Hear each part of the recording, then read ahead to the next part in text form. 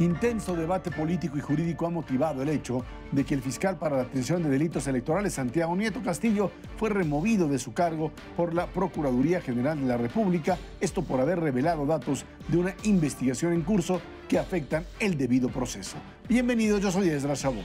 El presidente del Senado, Ernesto Cordero, informó que esta misma semana quedará resuelto el caso del titular de la FEPADE, pues el Pleno de esa Cámara deberá votar por la objeción de removerlo o no del cargo. La decisión se tomará por mayoría simple del Senado de la República, con los senadores que estén en el Pleno en el momento de la votación.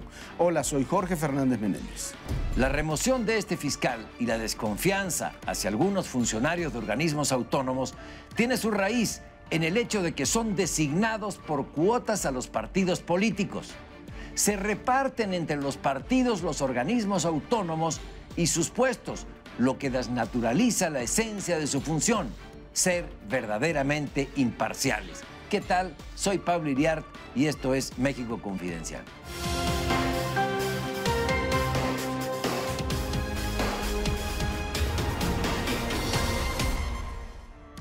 Pues Jorge Ezra se ha convertido en una verdadera bomba política, esto de la remoción del fiscal y su posible restitución o confirmación de la remoción en la Cámara de Senadores. Tengo la impresión de que, bueno, no tengo la impresión, tengo la certeza, ustedes me contradicen, por favor, si no están de acuerdo, Jorge. El punto está en el cuoteo político de los organismos autónomos. Ahora le tocaba al PRD la FEPADE y ponen a su asesor jurídico como fiscal y actúa parcialmente. Ahí está el nudo del asunto. No, coincido plenamente, no te voy a contradecir, coincido plenamente, pero ahí incluso el tema va más allá. A ver, Santiago Nieto era asesor jurídico del PRD, es un hombre cercanísimo a Jaime Cárdenas, hizo toda su carrera con Jaime Cárdenas, es un hombre calificado para el cargo, ¿no? Eso no lo descalifica para el cargo. El problema es que actúan una vez en el cargo de acuerdo a la fracción partidaria o política que los llevó a ese cargo. Y entonces Santiago Nieto lo hemos visto una y otra vez, porque no es el caso este de Odebrecht, el primer caso en que ocurre, una y otra vez litigando los casos de la Fiscalía de la FEPADE en los medios. Ese es el problema, ese es incluso el delito que comete Santiago Nieto, porque eso es un delito, se castiga de 4 a 10 años de prisión, no creo que sea el caso, pero ese es el castigo para ese tipo de delito, y pierde sentido la labor de la propia Fiscalía al actuar públicamente en algo que por definición tiene que tener secrecía. Ahora, el hecho es que el exfiscal, por lo pronto exfiscal Nieto, fue nombrado por unanimidad.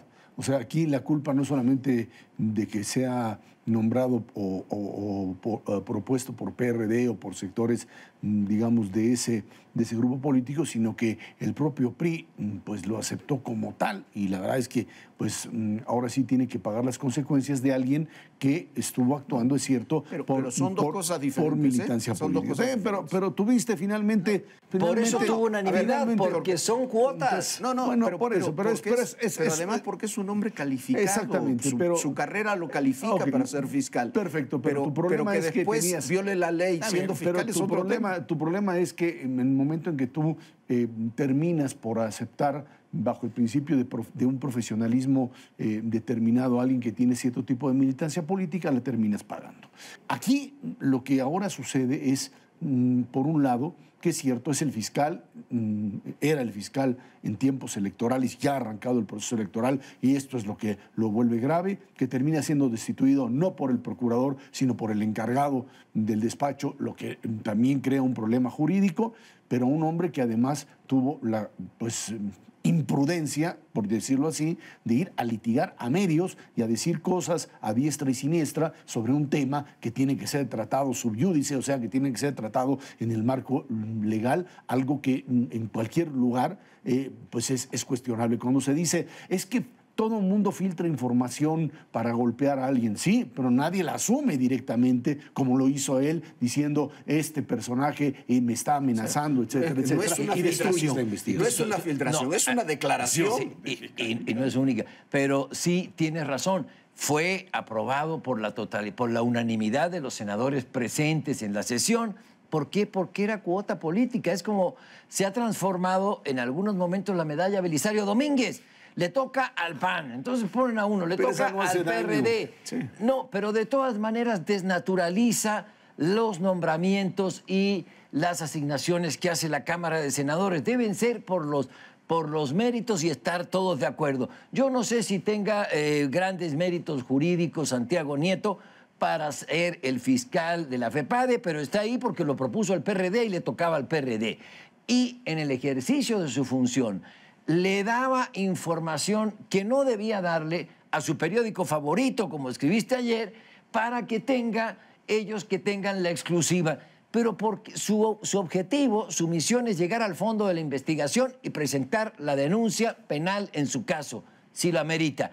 Y lo que hizo es empezar a soltar nombres y cuentas y empresas en un periódico sobre una investigación en curso. Eso es ilegal y eso lo hace por protagonismo. Y además, perdón por la expresión, pero ese fiscal es mentiroso.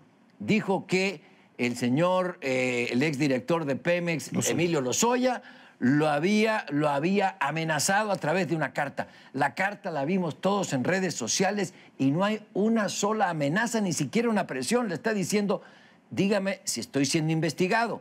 Si estoy siendo investigado, cítenme. Y si me van a citar, mi dirección legal es esta y la de mis abogados es esta. Y sale, me están amenazando. Ya basta de ese protagonismo y de esas mentiras que estamos viendo. Mira, ya hemos tenido el caso de Pablo Chapa Besanilla. Son diferentes casos, pero es la misma lógica. Pablo Chapa Besanilla decidía primero quién era el responsable, el culpable, y luego realizaba una investigación para culparlo.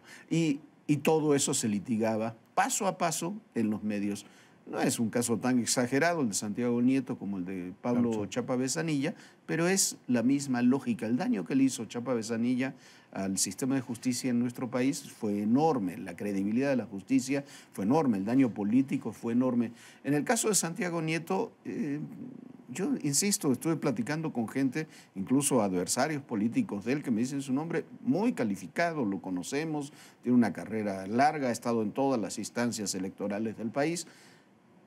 Pero independientemente de eso, imagínate un hombre que en pleno proceso electoral, como va a ser el proceso electoral de 2018, que a cada paso del proceso electoral esté divulgando las investigaciones que se han hecho contra el candidato del PRI, el del PRD, el del PAN, el del Frente, el de Morena, presentándolo ya como delincuentes electorales en investigaciones que en ocasiones están en proceso. Y ahora, además, es muy sintomático. Uno de los argumentos que se está manejando es que fue cesado sin derecho de audiencia. Y eso es lo que van a decir, cómo no lo citaron. El mismo día que es cesado, hay una resolución de amparo que solicita precisamente Emilio Lozoya en contra del propio Santiago Nieto, porque pues, no fue citado precisamente a responder sobre las acusaciones o citado a conocer de las acusaciones, y que le es favorable, hay un amparo en favor de Emilio Lozoya, exactamente por no haber recibido el derecho de audiencia en algo que es propio, por supuesto, de este desaseo con el que este tipo de casos se manejan. Y creo que esta es la parte en donde los senadores tienen que entrar en el detalle. Yo entiendo que esto se convirtió ya en una guerra oposición-gobierno, pero estamos ante una situación muy clara. Viene un proceso electoral, requieres un fiscal que sea un fiscal legítimo, reconocido por todos, y aquí pues a la hora que les presenten este tipo de elementos, yo intentaba ayer pues cuestionar a aquellos que decían, no, hay que restituirlo. Oiga, leyeron el expediente, vieron lo que está sucediendo o lo que hizo. Aquí, independientemente de que lo defiendan, hay un desaseo brutal con respecto al debido proceso, que ahora sí, en otros casos sí levantamos la mano y gritamos debido proceso, y aquí se trata simplemente, dicen, de un sacrificio de un fiscal. Sí. Y por la falta al debido proceso hemos tenido descalabros muy grandes en que han salido libres narcotraficantes, secuestradores, etc. Pero voy a lo siguiente. Me parece que la actuación de este fiscal, por haber sido nombrado, por haber sido cuota de un partido político, fue profundamente parcial. Es decir, me parece muy bien, excelente que llegue hasta el fondo en el caso Odebrecht, y si no es él, la Procuraduría General de la República o quien sea, que conozcamos toda la verdad del caso de Odebrecht. Ese no es el problema. Me parece muy bien que haya solicitado orden de aprehensión para César Duarte por haber descontado a los trabajadores del gobierno del estado de Chihuahua, presuntamente él, dinero de su sueldo para financiar al PRI. A ver, ¿y cuándo va a citar a la señora Delfina Gómez? ¿Por qué no hizo lo mismo ella? Está con los oficios firmados Delfina Gómez del Estado de México de haberle descontado salario a los trabajadores del Ayuntamiento de Texcoco que ella dirigía para financiar una asociación política. Eso es peculado y está confesa. No hizo nada. ¿Cuándo hizo algo esta fiscalía para detener la campaña anticipada de uno de los candidatos presidenciales que ha pasado 4 años recorriendo el país, gastando dinero, haciendo campaña presidencial anticipada, sin que ninguna fiscalía ni el INE les diga nada? A ver, no va a haber justicia para allá, solamente cuando se trata de un partido político sí se aplica la ley y al otro no. Me parece que es producto del cuoteo político y al fin se le atreven a decir algo a un organismo autónomo: señor, usted no está haciendo las cosas correctamente y además es parcial. Aunque creo que con esto lo que resulte, si lo restituyen o lo quitan, es perder. Sí, es lo que sé con el cuoteo político, las cuotas que tienen los partidos en los organismos autónomos, es un poco inevitable, porque son los propios partidos los que están eligiendo a los personajes que ocupan esas posiciones. Y así nos encontramos como en el caso de Santiago Nieto. En muchos otros casos son pocos los casos de los organismos autónomos que realmente actúan con plena profesionalidad en el tema. En el tema político y electoral lo estamos viendo. Uno va al INE y sabe perfectamente qué consejero vota para qué partido. Es evidente, se sabe, no hay ni siquiera que indagar demasiado. Lo mismo ocurre en el tribunal, lo mismo está ocurriendo ahora en la FEPADE. Me parece que eso es quizás lo más grave. ¿Cómo evitarlo? No va a haber políticos puros, no va a haber un fiscal puro, no va a haber consejeros puros, pero se puede evitar precisamente tomando este tipo de decisiones.